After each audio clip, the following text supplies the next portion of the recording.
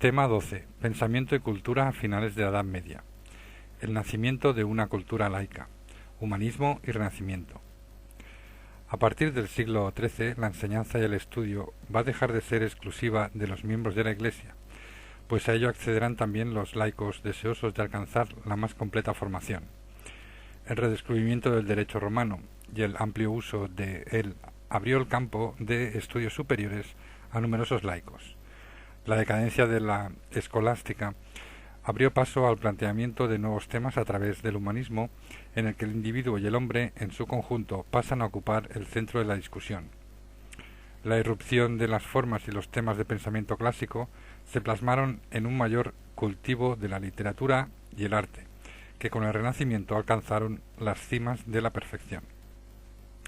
Nace en el individuo el cultivo de la fama y el deseo de pasar a la prosperidad. Las nuevas formas de pensamiento trajeron grandes cambios en el ideal político, superado ya los enfrentamientos por el dominium mundi entre el Papa y el Emperador. El siglo XIV se inicia con el último enfrentamiento entre Iglesia y Estado, protagonizado por Bonifacio VIII y Felipe IV de Francia, que se cierra con la crisis de la Iglesia y sus ideas teocráticas, lo que en teoría representa un triunfo de la nueva mentalidad laica, que se extiende lentamente por Europa. Esta se había iniciado con Dante, quien en su De Monarchia favorece el poder del emperador sobre el Papa y el de los monarcas sobre su clero. Se había iniciado un viaje sin retorno que concluiría con la llegada del protestantismo y el anglicanismo. El mundo del saber en la Baja Edad Media. Los orígenes de la educación pública. Durante la Baja Edad Media, los gobiernos municipales se convencieron de la necesidad de una instrucción pública. Primero se involucraron en la gestión financiera de las escuelas catedralicias y desde ahí pasaron a la implantación de las escuelas públicas. Se trataba de generalizar la enseñanza desde sus primeros grados y la creciente riqueza de la aristocracia y la burguesía urbana contribuyeron a la demanda. Pronto cada población importante dispuso de escuelas elementales, donde enseñan a leer y a escribir, y escuelas de gramática donde se seguía el orden clásico del trivium, con gramática, retórica y dialéctica. Se consideraba que la formación intelectual del individuo redundaba en beneficio de la comunidad, por lo que la figura del maestro irrumpió en la vida pública a través del nombramiento de bachilleres de gramática. Gracias a esta formación se conseguían funcionarios para la administración y se enseñaba el latín necesario para acudir a los estudios generales. Incluso las mujeres pudieron empezar a acceder a estos primeros años de educación elemental municipal. También triunfaron las escuelas privadas de matemáticas y ábaco, sufragadas por los burgueses, más prácticas y mejor remuneradas, como preparación en la rama de los negocios.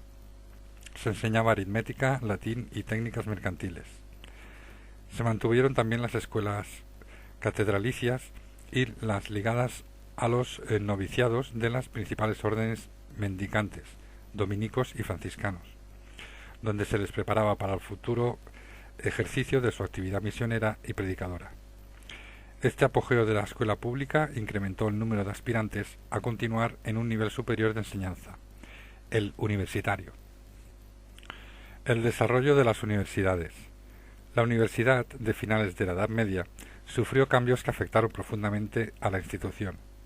Pierde su carácter internacional y cosmopolita tanto por la fundación de nuevos establecimientos como por su mayor dependencia de poderes políticos y eclesiásticos, que actúan como mecenas, pero también como controladores de sus enseñanzas. Muchos de los nuevos centros se limitarán a impartir los estudios de arte como preparación para los más importantes, que se mantenían en las universidades originales. París para la teología, Bolonia para leyes y Montpellier y Salerno para medicina. Quizás la de París siguiera siendo la más cosmopolita, con sus profesores de todos los confines de Europa y los cerca de 10.000 matriculados, que se seguían dividiendo en 4 naciones: francés, picarda, normanda y alemana. Otro cambio importante será la financiación de la universidad, que dejó de ser patrimonio de la Iglesia. Las matrículas de los alumnos no eran suficientes para sufragar los gastos de la enseñanza, pero los patronos privados garantizaban ingresos para pagar a los profesores e incluso becas para los alumnos más pobres, pero también generaron un mayor control de contenidos de la enseñanza y de los profesores. Ciencia, técnica y experimentación.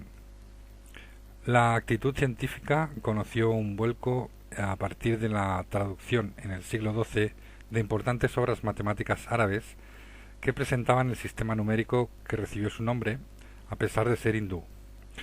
A fines del siglo XIV los numerales árabes ya sustituían a los romanos y en el siglo XV empezaron a usarse los signos más y menos para las operaciones. La gran figura del siglo XV fue Fray Luca Pacioli entre 1450 y 1520, inventor de la contabilidad por partida doble. El pensamiento especulativo y las teorías causa-efecto fueron saliendo del ámbito eclesiástico para interesar a reyes y laicos. Nicolás de Oresme, entre 1325 y 1382, defendió que era la Tierra la que se movía y no los cuerpos celestes, y demostró que la rotación terrestre explicaba el transcurso de los días. La experimentación comenzó a convertirse en un punto de partida de las observaciones y teorías de estos sabios, que tendrían su manifestación más completa en hombres como Filippo Brunelleschi entre 1377 y 1446, que inventó varios ingenios técnicos. Escribió sobre matemáticas, hidráulica y energía estática. Y Leonardo da Vinci, entre 1452 a 1519, cuyos cuadernos de notas, con cálculos matemáticos complejos, inventos, estudios sobre vuelos de las aves y dibujos anatómicos, dan una idea del complejo universo científico de finales del siglo XV. Se consiguieron grandes avances y la ingeniería e industria armamentística. En 1420 se inventó el granulado de la pólvora para paliar su volatilidad. Las cortas bombardas se convirtieron en cañones, como la serpentina, y la artillería de gran calibre comienza a utilizarse para sitiar ciudades, aunque aún no suficientemente perfeccionada y con dificultad para su transporte y emplazamiento. Y las armaduras se beneficiaron de nuevas aleaciones de acero en Alemania y norte de Italia, que transformaron su apariencia y peso para mejorar la elasticidad del caballero. Nobles, caballería y la influencia del ideal romano. Hay un cambio profundo en el ideal caballeresco en el siglo XV por factores como la decadencia de los tradicionales vínculos feudales y la propia evolución de la nobleza, apoyada en el mayorazgo que le permitía conservar sus propiedades y títulos indivisos en un solo heredero. La mentalidad del caballero se hizo menos guerrera y más terrateniente, a la vez que urbana. Entre las obligaciones del caballero figuraba frecuentar las cortes de reyes y príncipes, acompañar a nobles extranjeros y ser un gran viajero en busca de honor mediante los hechos de armas. Torneos, justas y otras manifestaciones a medio camino entre el deporte y la guerra proliferan durante el siglo XV. Eran a su vez una forma de entrenamiento y un magnífico escenario para desplegar el lujo de los grandes linajes. El traslado de los caballeros, sus arreos y el personal auxiliar corrían a cargo del organizador. Todo ello generó un tráfico de caballeros de un lado a otro de Europa, reflejado en la literatura caballeresca y cronística. A veces se unía a este tipo de viajes otros objetivos, como la peregrinación a un santuario famoso, las negociaciones diplomáticas y la participación en campañas militares. Otras manifestaciones del nuevo espíritu fueron las sociedades denominadas órdenes de caballería, creadas entre 1324 y 1470, como versión laica de las órdenes militares religiosas. Sus fines y características eran diversos. Las más distinguidas eran las órdenes fundadas y presididas por el rey y sus herederos para premiar los servicios a la corona e inspiradas en las órdenes militares y en la literatura de caballería. La primera fue la Orden de la Banda, fundada por Alfonso XI de Castilla en 1330. Otro tipo de hermandades o fraternidades temporales unían a miembros de la alta y media nobleza mediante juramentos de lealtad y ayuda mutua. Los orígenes del humanismo. Los inicios del humanismo en Italia. El concepto humanismo, en el campo de la historia, se refiere a los hombres conocidos en la Italia del siglo XV y XVI como humanistas, es decir, el nombre que los estudiantes daban familiarmente a los profesores de humanidades, los studia humanitatis, como opuestos a los de teología, los divinitat.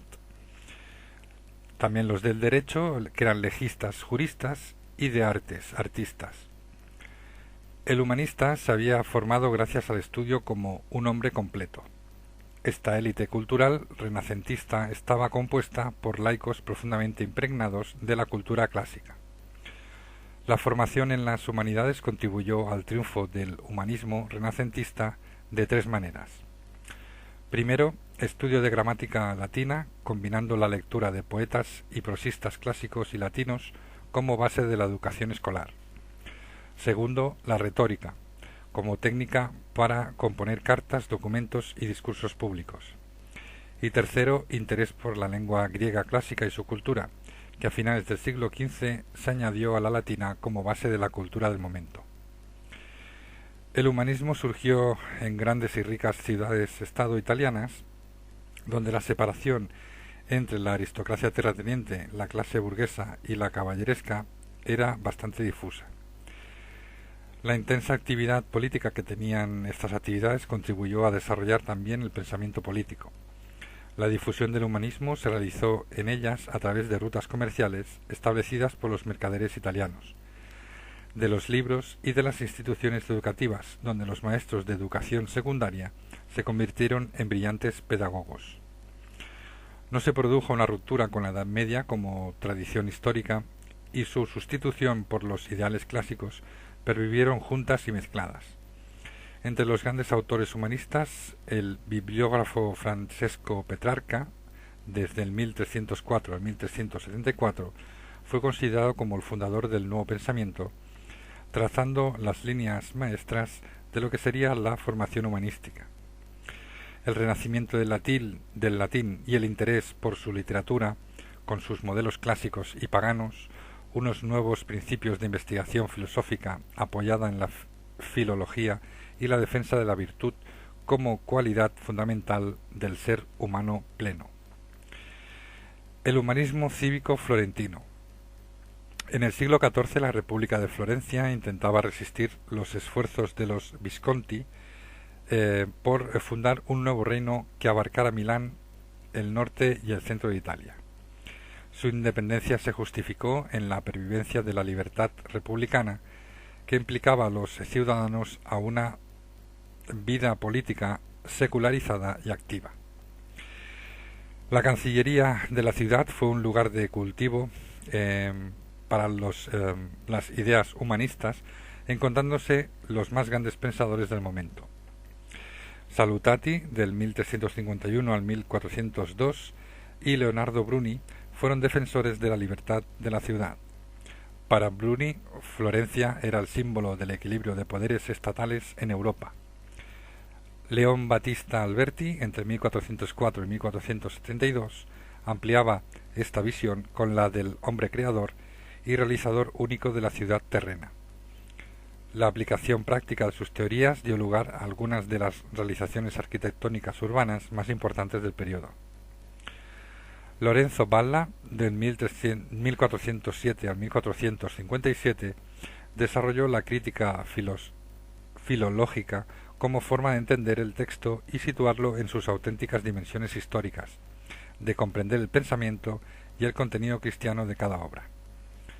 Nicolás Maquiavelo, del 1469 al 1527, como secretario de la República Florentina, tuvo a su cargo la guerra y los asuntos interiores, mientras desempeñaba al mismo tiempo misiones diplomáticas que le permitieron observar las realidades políticas de su tiempo. Veían la política de Estado como algo secularizado y no como resultado de la intervención divina. El humanismo platonizante. A mediados del siglo XV se gestó una nueva corriente humanista basada en las ideas de Platón sobre la evasión del mundo, la contemplación y el ascetismo. El cambio de orientación estuvo auspiciado por los ocupantes de la señoría o gobierno de las ciudades-estado italianas, a quienes no convenía un excesivo interés de la burguesía por la política. A partir de entonces, la política y el gobierno dejan de ser uno de los temas favoritos de los humanistas y el arte, para disfrute privado y apartado, sustituye al concepto público de mecenazgo. Del hombre arquitecto, capaz de hacerse a sí mismo y su fortuna, se pasó a ensalzar a la fortuna. Marsilio Ficino, desde el 1433 al 1499, tradujo la obra completa de Platón y a Plotino escribió sobre la relación entre filosofía y fe. Pico della Mirandola, de 1463 al 1494, defendía al hombre intelectual y libre dedicado a la vida de contemplación en busca de la sabiduría divina. Aportaciones culturales del humanismo. Latín, traducciones y lenguas vernáculas. Los humanistas se preocuparon de rescatar del olvido las obras de los autores clásicos. Petrarca descubrió obras perdidas de Cicerón. Durante el Concilio de Constanza, los humanistas de la corte pontificia registraron las bibliotecas monásticas del Imperio Germánico en busca de nuevos textos, obteniendo discursos de Cicerón, las obras completas de Quintiliano, etc. Boccaccio, el Decamerón, se hacía traducir las obras de Homero. Salutati, canciller florentino, consiguió que un diplomático bizantino enseñara griego en la ciudad, desde donde comenzaron a difundirse los estudios helénicos por Europa. Algunos viajeros se desplazan a Constantinopla para obtener manuscritos de las obras de Platón, Aristófanes, Esquilo, Demóstenes y Jenofonte. Todo se copió, se imprimió, se estudió su gramática, el estilo y la temática, pero sobre todo se tradujo al latín. Estas traducciones aportaron una gran cantidad de fuentes antiguas a estudiosos de filosofía, lo que revolucionó la materia al poder leerse la obra e incluso replantear el platonismo y el aristotelismo en su versión original, y no a través de comentarios medievales. Muchas de estas obras fueron traducidas desde el latín o incluso directamente del griego a las lenguas vernáculas de las cultas cortes europeas. Las bibliotecas públicas y particulares. Petrarca defendió que los libros se debían considerar como un bien público, ya que la cultura era patrimonio común. Los humanistas preconizaban la apertura de bibliotecas públicas donde las obras estuvieran a disposición de los estudiosos y además asegurar la conservación y corrección de los textos a través de la revisión crítica de los expertos bibliotecarios. Fueron los grandes mecenas quienes crearon las grandes bibliotecas, a menudo concentradas en conventos o monasterios. En Florencia, en 1461, se fundó la colección de la Santísima Trinidad, patrocinada por los Strozzi. Los legados testamentarios fueron la principal fuente de donación y muchos humanistas cedieron sus bibliotecas privadas a las nuevas instituciones.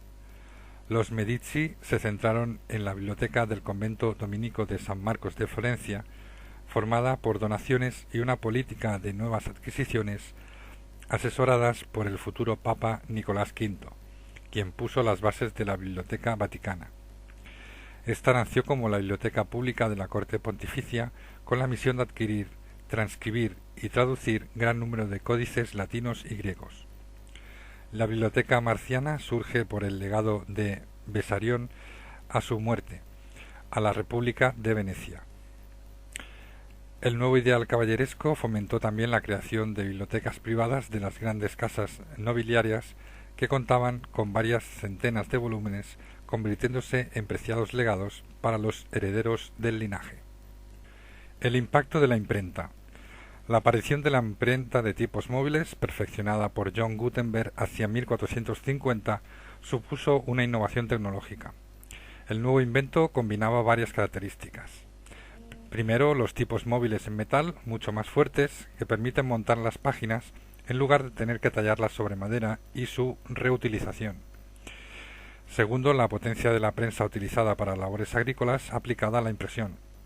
Tercero, la mejor calidad de las tintas, garantizando la perdurabilidad de los impresos.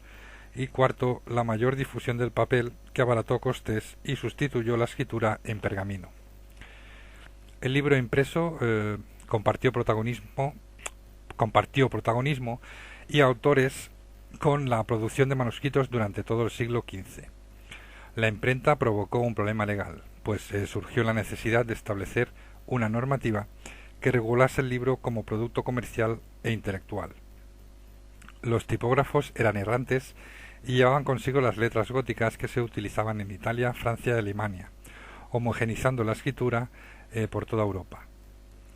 El saqueo de Maguncia en 1462 facilitó la expansión del negocio a otras ciudades en Alemania e Italia, donde se instalaron talleres alemanes. La primera imprenta francesa se instaló en la Universidad de la Sorbona, en París, y el primer taller inglés se abrió en Westminster en 1476. La rápida difusión de ideas suscitaron una serie de cuestiones religiosas debido a la internacionalidad del mercado, que permitía pasar obras de un país a otro y que complica el tema de la herejía o la disensión política. Los libros tenían tres vías de financiación. Primero, a través de los mecenas, como iglesia, monarquía, universidad, poderes municipales o nobleza. Segundo, a través de los impresores, que anticipaban los costes de producción y vendían después los libros. Y tercero, a través de ricos comerciantes, que veían en ellos una forma más de inversión. La difusión del humanismo en el norte de Europa. La teoría de la difusión del humanismo en la Europa septentrional tiene dos posiciones. Primera, los que defienden su primitiva influencia en el reino de Bohemia-Hungría, con centro principal en la Universidad de Praga en 1346, donde Cola di Rienzo y Petrarca fomentaron los estudios humanísticos. Sus ideas fueron recogidas y difundidas por los Hermanos de la Vida en Común, movimiento laico religioso practicante de la devoción moderna, fundadores de numerosas escuelas. Y segundo, los que abogan por su difusión temprana a través del Valle del Rin, vinculada al norte de Italia, por donde las nuevas ideas viajaron rápidamente. Por ella, los países que más sintieron el impacto del humanismo italiano fueron Alemania, los Países Bajos e Inglaterra. Los dos centros de difusión más importantes en Alemania fueron Constanza y Basilea. Se trataba de un humanismo esencialmente cristiano, que tuvo entre sus principales preocupaciones el estudio del Nuevo Testamento, potenciado por estudios de gramática hebrea junto con el griego. Aparte de las universidades, los grandes monasterios, cuyas bibliotecas ya tenían importantes colecciones de clásicos, actuaron también como difusores. En algunas ciudades los estudios humanísticos fueron fomentados por las familias de la aristocracia mercantil y banquera. Finalmente sería el emperador Maximiliano I, entre el 1459 y el 1519, humanista él mismo, quien más insistiera en la formación en letras clásicas. En los Países Bajos, las escuelas de gramática, donde la formación seguía los cánones humanísticos, se implantaron primero en el Ducado de Brabante, en la Universidad de Lovaina. A fines del siglo XV comenzaron a aparecer los primeros maestros seglares que enseñaban la lengua vernácula en vez del latín. Paralelamente, los esfuerzos combinados de los rectores y maestros urbanos con los Hermanos de la Vida en Común se plasmaron en la enseñanza de lo que se denominó el Nuevo Latín como base del humanismo. Se pretendía enseñar latín a partir de las fuentes antiguas a un nivel adaptado a la capacidad de la mente de los jóvenes. En Inglaterra, la expansión comercial motivó una demanda de escuelas públicas de gramática que a partir de 1390 se nutrieron por maestros licenciados por Cambridge. Las universidades de Oxford y Cambridge tuvieron un importante papel en la difusión de las ideas humanistas tras sus contactos con los intelectuales en Constanza. Los viajes de estudio entre las islas británicas y el continente, sobre todo Italia, fueron el vehículo principal de formación de la élite intelectual británica. Durante el reinado de Enrique VII, entre 1485 y 1509, se hicieron las primeras traducciones de obras médicas de Galeno del griego, idioma que comenzó a enseñarse en Oxford. El humanismo en la península ibérica.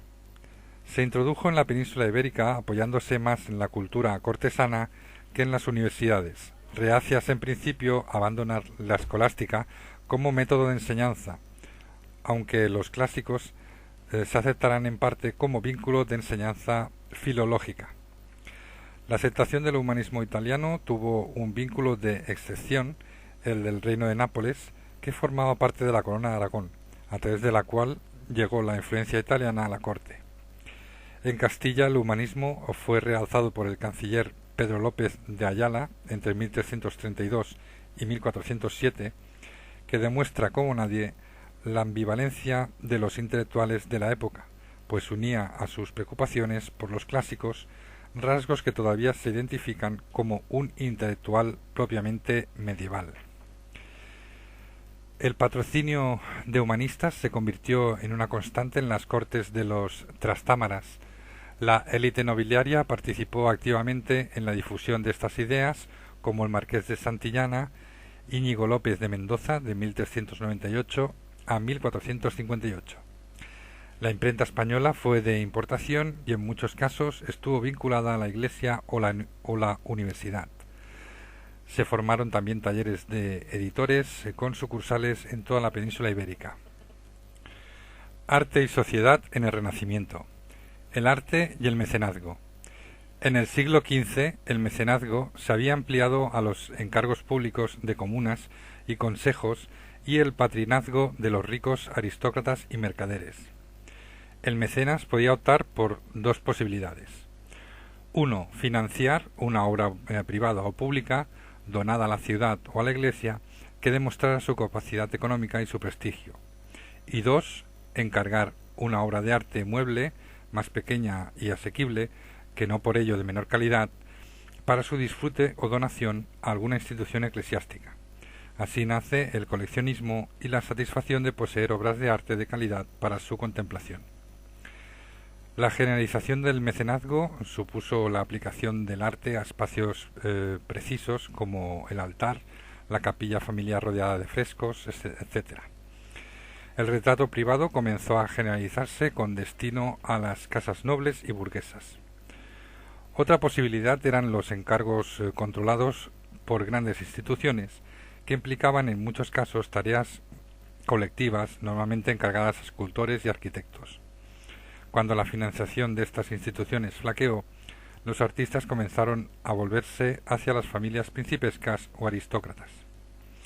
La relación entre patrono y artista se convirtió en el vehículo principal de financiación del arte, por el contrato de encargo, sobre todo en la escultura y pintura. En toda Europa, el cliente establecía las características e incluso el tema del trabajo a realizar y pagaba por la materia prima empleada y la labor del artista. Era fundamental también la agrupación de talleres o escuelas al más puro estilo medieval, donde los aprendices realizaban parte del trabajo, fondos, figuras pequeñas, etc., aunque la obra fuese firmada por el artista prestigioso. La firma del contrato suponía para el artista, ya fuera pintor o escultor, una forma de servidumbre respecto al patrono. Se especificaba lo que el artista debía crear, cuándo y cómo pagaba el cliente y en qué fecha se entregaba la obra terminada, etc. De la misma manera se valoraba de distinta forma el tiempo empleado por el maestro o por los asistentes.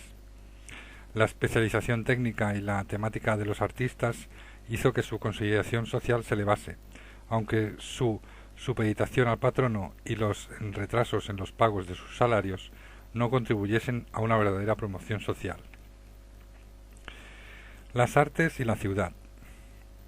La visión arquitectónica en los siglos XIV y XV fue la coexistencia entre el gótico estilizado, que lleva la decoración a sus últimos extremos, y los inicios de una arquitectura renacentista de inspiración clásica, que se impone sobre los abigarrados edificios medievales.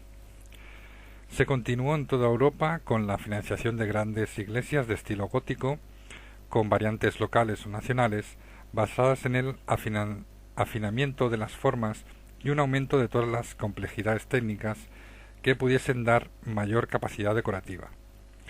Esta forma de construir el gótico recibió distintos nombres: estilo ornamentado o perpendicular en Inglaterra, gótico flamiguero en Francia, isabelino en España, manuelino en Portugal, etc.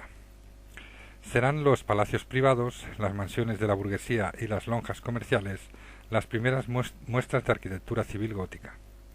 Sin embargo, ninguna de estas construcciones aspira a cambiar la imagen de la ciudad o del poder como lo haría la arquitectura del humanismo. El arte italiano utilizó pocos elementos góticos. Creó una arquitectura con raíces en el arte clásico, teniendo en el arco de medio punto su principal referencia. Sus principales manifestaciones están en edificios religiosos y civiles del Renacimiento, siendo Florencia y Roma las más representativas. La ciudad, como campo de trabajo del hombre arquitecto, comenzó a revolucionarse con la revitalización de los modelos, órdenes arquitectónicos y espacios del clasicismo antiguo. Las ciudades llegaron a planificarse de nuevo. La ordenación de los espacios públicos pasaba por su decoración siguiendo los nuevos usos, es decir, que las reglas formales de proporción de las órdenes clásicas, dórico, jónico y corintio, debían organizar de nuevo los edificios monumentales, fueran laicos o religiosos. También hubo lugar para la ingeniería civil, aplicada tanto a los grandes puentes como a conducciones de agua, pavimentación de las calles e incluso fortificaciones, tanto de ciudades como de castillos.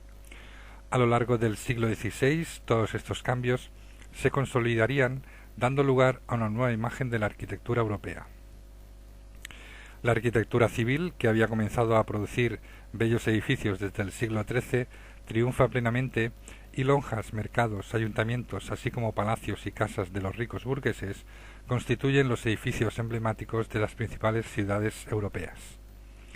En Castilla y parte de Aragón triunfa la arquitectura mudéjar, caracterizada por la utilización del ladrillo, mampostería, arcos de herradura y decoración de yeserías. El influjo del arte nazarí, cuyo ejemplo más logrado es la Alhambra, tuvo en la España cristiana su reflejo en el Alcázar sevillano de Pedro I. Por lo que a la pintura y la escultura se refiere, hay que distinguir dos grandes zonas: la norteña o flamenca y la italiana. La flamenca, caracterizada por el dramatismo y el realismo de las figuras, que raya el patetismo en algunas ocasiones, destacando el papel de la muerte, y en el que el realismo alcanza cotas insuperables con los retratistas y los miniaturistas, que dan entrada a escenas campestres y de la vida cotidiana. La construcción de palacios y casas señoriales hizo que se desarrollara el arte de la tapicería, triunfando las escenas mitológicas e históricas. Por otro lado, en pintura, frente al realismo del arte flamenco, en Italia se nos presenta, tal vez por influencia franciscana, un dulce naturalismo impregnado de humanidad. En España hay que hacer constar la clara diferencia que existe entre los territorios de la Corona de Aragón, que giran la órbita del arte provenzal italiano, y los territorios de Castilla, donde la influencia es flamenco-borgoñona. Esta influencia es más extendida en Castilla.